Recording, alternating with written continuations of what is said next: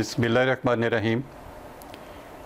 मुझे इंतहाई खुशी हुई कि पाकिस्तान से डॉक्टर शाहिद मसूद साहब आजकल सियासत की बजाय साइंस के ऊपर बात कर रहे हैं। एक्चुअली मैंने इनकी कोई वीडियो नहीं थी देखी, मुझे पाकिस्तान से किसी दोस्त ने एक लिंक भेजा और कहा कि यार ये ज़रूर सुनो। तो ये फ़िज़िक्स के ऊपर, क्वांटम थ्योरी और टाइम के ऊपर बात कर रहे हैं।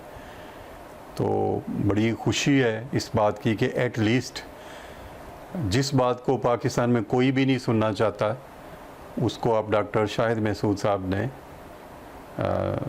बयान करना शुरू किया है। तो इट्स वेरी गुड। ये बहुत देर पहले हो जाना चाहिए था।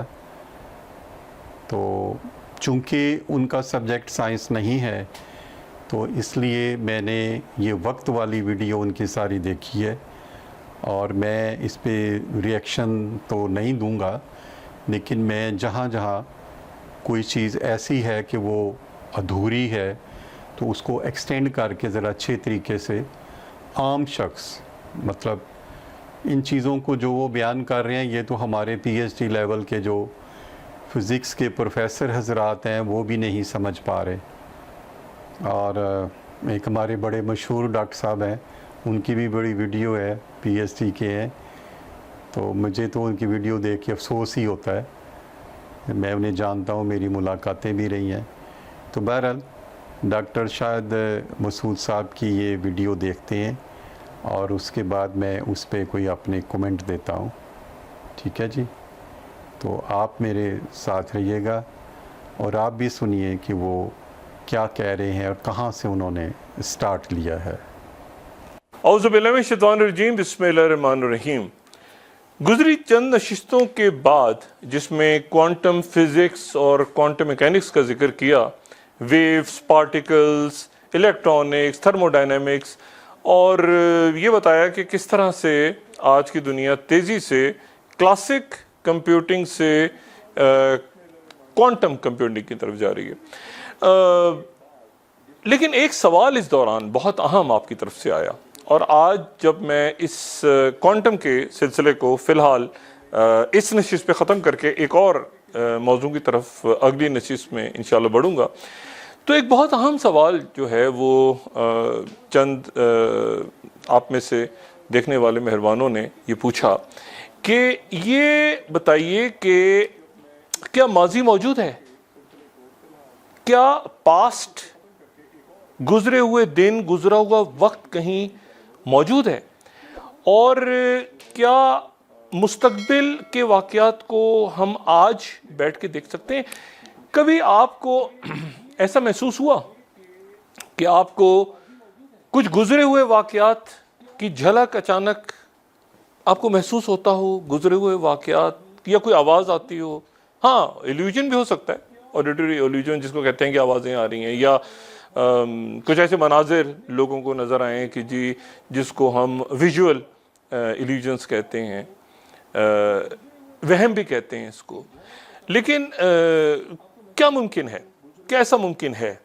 साइंस इसके बारे में क्या कहती है, और क्या हम माजी के वाक़यात को देख सकते हैं या आने वाले वाक़यात किसी अंदाज में हमारे सामने आते हैं? ये एक सवाल क्वांटम मैकेनिक्स के और क्वांटम फिजिक्स के दौर में एक बार फिर, सदियों हज़ारों साल पुरानी बहस एक बार फिर जिंदा होके हमारे सामने आ खड़ी हुई है। तो मैंने कहा कुछ बात मैं इस पर भी कर लूँ। देखें, बात यह है कि इस बात का जो जवाब है कि माजी कहाँ चला गया, या गुजरे हुए दिन क्या ख़त्म हो गए, गुजरा वक्त क्या ख़त्म हो गया, क्या मुस्तकबिल पहले से तयशुदा है? क्वांटम मैकेनिक्स में हम उस दुनिया की बात करते हैं जो सब एटॉमिक है, यानी जहां इलेक्ट्रॉन्स और फोटॉन्स की बात हो रही है। क्लासिक फिजिक्स के रवायत।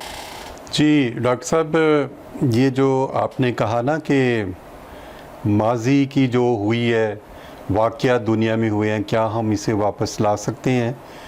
और फिर आपने कहा कि क्या आपको कभी लगा है कि आपको कभी कोई पुराना वाक़या याद है या ज़हन में आए, तो आप इसे تو آپ اسے فزکس سے ذرا نکال کے نا سائیکولوجیکل ٹائم کی طرف آ رہے ہیں. تو اصل بات تو یہ تھی کہ یہ جو کاسمولوجیکل ٹائم ہے اس کے اوپر بات کی جائے. تو میں ابھی تھوڑا سا اور دیکھتا ہوں کہ آپ فردر یہ جو ٹائم ہے اس کو کس ڈائریکشن میں لے کے جاتے ہیں اور پھر میں اس پہ کچھ ایڈ کروں گا. کہاں چلا گیا یا گزرے ہوئے دن کیا ختم ہو گئے, گزرا وقت کیا ختم ہو گیا, کیا مستقبل پہلے سے طے شدہ ہے؟ کوانٹم میکینکس میں ہم اس دنیا کی بات کرتے ہیں جو سب ایٹامک ہے, یعنی جہاں الیکٹرونز اور جی. تو اس سلسلے میں چونکہ یہ عام لوگوں کی فہم تک کی ویڈیو ہے تو اس میں سب سے پہلے تو میں یہ بات کروں گا کہ ٹائم کا لوگوں کو بھی پتہ چلے. سائیکولوجیکل ٹائم پہ بھی میں بات نہیں کروں گا, تو یہ بات ہوگی کہ جو ہمارا یہ باہر والا ٹائم ہے, آؤٹر, یہ جو دن رات ہو رہا ہے, اس کا پہلے تصور ذہن میں بیٹھی تو پھر ہم آگے چلتے ہیں. اب ہمارا جو سورج ہے اس کے ارد گرد جو زمین گھوم رہی ہے 24 گھنٹوں میں ایک دن مکمل ہوتا ہے. آپ فرض کر رہے ہیں کوئی ایسی سچویشن لیتے ہیں کہ 12 گھنٹے کا دن ہو اور 12 گھنٹے کی رات, ٹھیک جی, تو 24 گھنٹے بن گیا. تو ایک بچہ جس کی عمر 20 سال ہے, میرے لیے تو بچہ ہی ہے, ان کی عمر 20 سال ہے, تو وہ کیا ہوا ہے کہ انہوں نے 12 گھنٹے دن اور 12 گھنٹے رات, جس طرح باقی کی بھی ایج ہے انہوں نے اسی طرح ہی دیکھا ہے. تو فرض کریں کسی کی عمر 20 سال ہے تو وہ انہوں نے اسی طرح 24 گھنٹے سے پھر ایک دن بن گیا, ایک دن سے ایک مہینہ بن گیا, سال بن گیا. تو اس طرح پھر وہ ایک 20 سال کسی کی ایج ہے.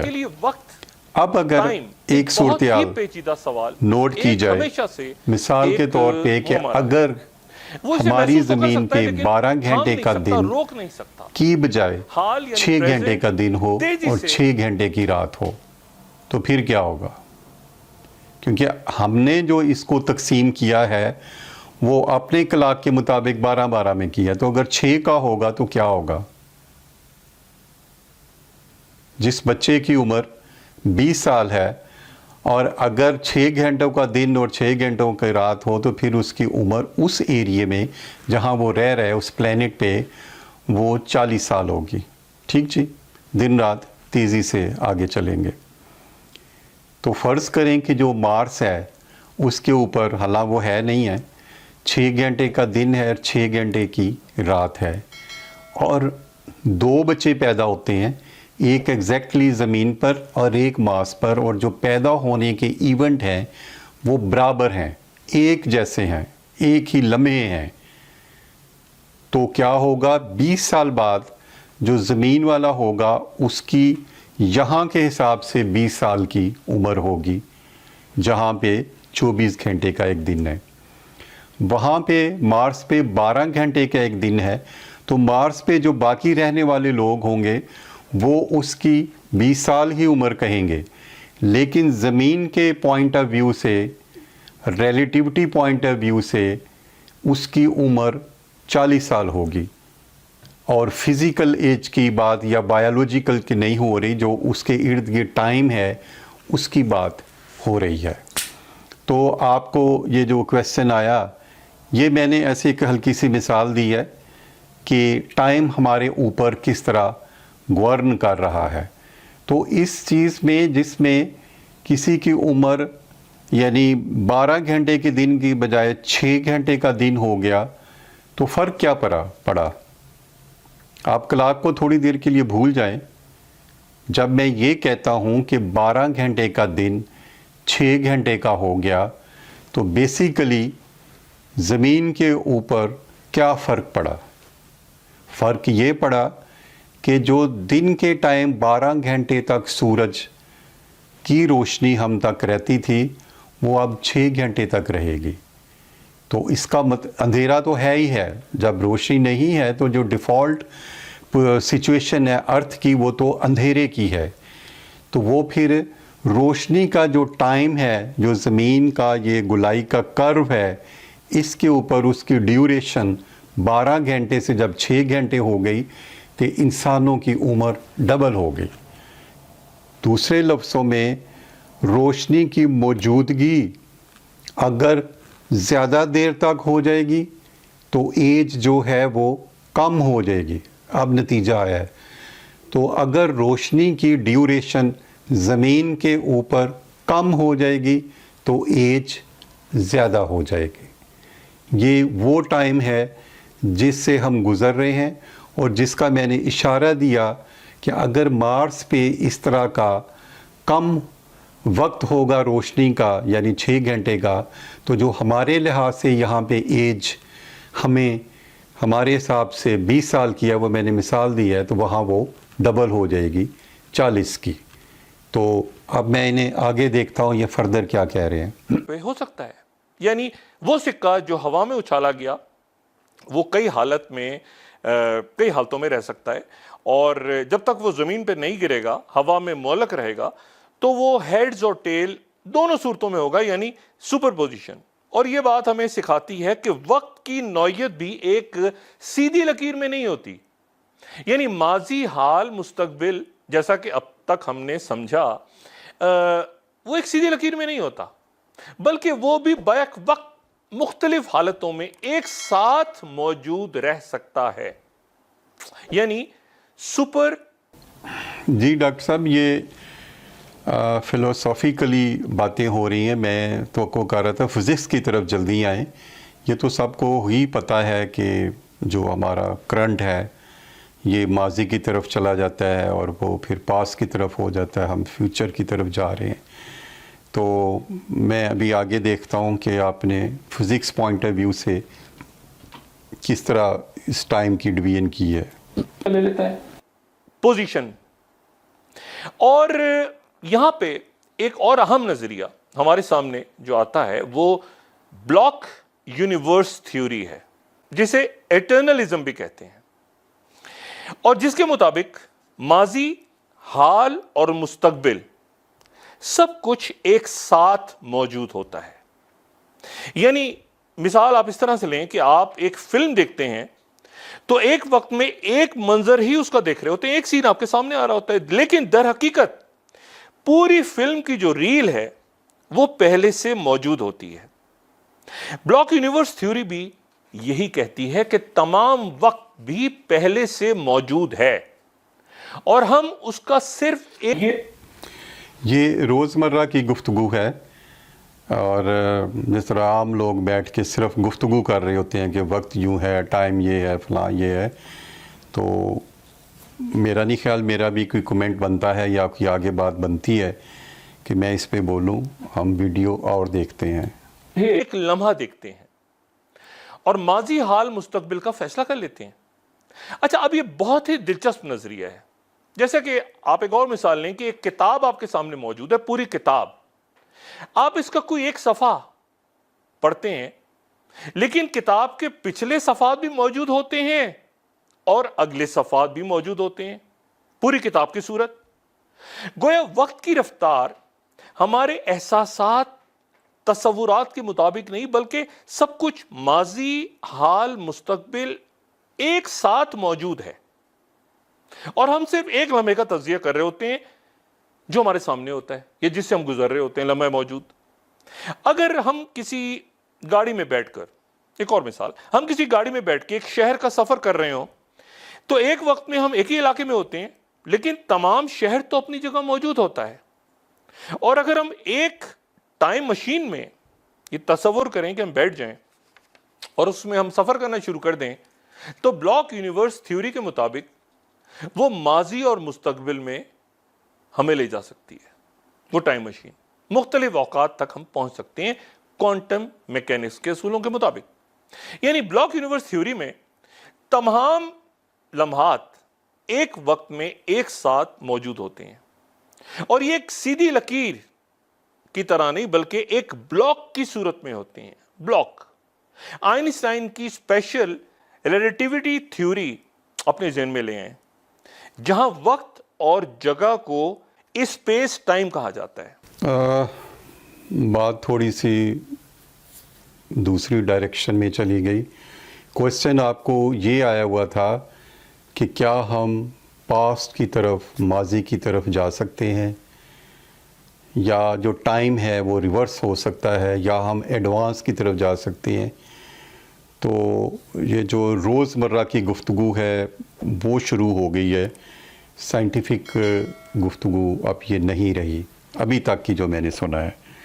تو جو چیزیں ایڈ کی جا رہی ہیں وہ بس ایسے ہی ایڈ ہو رہی ہیں. چلیں تھوڑا سا میں اسے ڈیفرنٹ انداز میں جو فیکٹ ہے وہ بتاتا ہوں. ہماری یہ جو زمین ہے، میں یہ بیٹھا ہوں اور ایسے میں ہاتھ اوپر کر رہا ہوں اور یہ ایٹماسفیئر جو 5 ہیں انکلوڈنگ یہ اور اس سے باہر جو اسپیس ہے یہ خالی نہیں ہے. عام یہی خیال کیا جاتا ہے کہ شاید ہماری جو اسپیس ہے یہ پوری کی پوری خالی ہے. نہیں، یہ نہیں ہے. یہ جو ہماری اسپیس ہے یہ ایک کپڑا ہے، فیبرک. اس پہ علیحدہ ایک ویڈیو بنے گی کہ اس کے اندر کون سے پارٹیکل ہیں، ابھی ادھر نہیں جا رہے. یہ ایک کپڑا ہے تو پوری کائنات میں یہ پھیلا ہوا ہے. اس پہ سورج بیٹھا ہوا ہے، اس کا اپنا ایک وزن ہے، ماس ہے اور اس کپڑے پر ہے. تو اس کپڑے پہ جب سورج کا وزن ہوگا تو وہ وزن کی وجہ سے وہ جگہ دبی ہوگی نیچے اور سائیڈوں پہ ایسی سلوپ ہوگی، ایسے جس طرح آپ نے موت کا کنواں دیکھا تو سائیڈوں پہ سلوپ ہوتی ہے. جگہ پہ پلو پہ یا صوفے پہ کوئی ویٹ رکھیں تو وہ ویٹ والی جگہ دب جاتی ہے اور سائیڈوں پہ اس طرح 360 میں سلوپ بنتی ہے. تو سورج وہ جو کپڑا ہے ہماری اس اسپیس میں، اس پہ سورج بیٹھا ہوا ہے اور سائیڈوں پہ سلوپ ہے اور اس سلوپ کے اوپر ہماری زمین موجود ہے. ٹھیک جی. تیسرا نمبر ہے زمین کا سورج سے. آپ دیکھیں یہ اگر سلوپ ہے اور اس کے اوپر زمین ہے تو جو آبجیکٹ ہے پلینٹ زمین تو وہ بھی سلوپ ہی کی شکل میں ہوگی. وہ سیدھی کیسی ہوگی؟ تو اسی لیے ہمارے زمین کا جو نارتھ پول ہے وہ ایسے اسٹریٹ نہیں ہے. وہ بھی اگر یہ سیدھی ہوتی تو پھر اسٹریٹ ہوتا. وہ ایسے سلوپ ہونے کی وجہ سے نارتھ پول سیدھا ہونے کی بجائے 23.5 ڈگری بینڈ ہوا ہے، جس کی وجہ سے ترچھی سورج کی روشنی آتی ہے. تو وہ اس پہ ہماری زمین اس سلوپ کے اوپر روٹیٹ کر رہی ہے سورج کے ارد گرد. اب جب ایک چیز آلریڈی سلوپ میں ہے، کرو کی شکل میں ہے، تو اس کی جو موومنٹ ہے زمین کی وہ بھی اسی طرح ہی ہے. اب آپ دیکھیے گا بڑا پرانا ایک پریکٹیکل تھا کہ اگر آپ کوئی پتھر اوپر پھینکتے ہیں، کوئی بال پھینکتے ہیں بالکل سٹریٹ، تو اس کو وہ سٹریٹ نیچے ہی آنا چاہیے.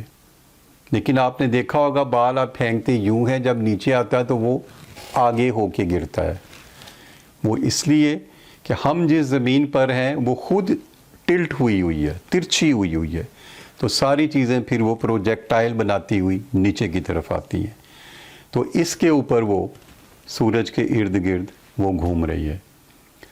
اب جب پلینٹس کی یا زمین کی جو روشنی ہے وہ ہمارے تک آتی ہے تو وہ سورج کی روشنی اسی سلوپ سے آتی ہے، وہ جو ارد گرد سلوپ بنی ہوتی ہے. اب آیا ہے اصل پوائنٹ، یہ میں نے کیوں بتایا ہے. یہ ویژول کی شکل میں زیادہ بہتر ہوگا. اب آگے چونکہ تھوڑی مشکل بات آ رہی ہے تو میں اسے ویڈیو کی شکل ساتھ ایڈ کر کے بتاؤں گا. اسٹریٹ لائن میں ٹریول کرتی ہے تو S = VT، یعنی جو ڈسٹنس ہے وہ پروڈکٹ ہے ویلاسٹی اور ٹائم کا.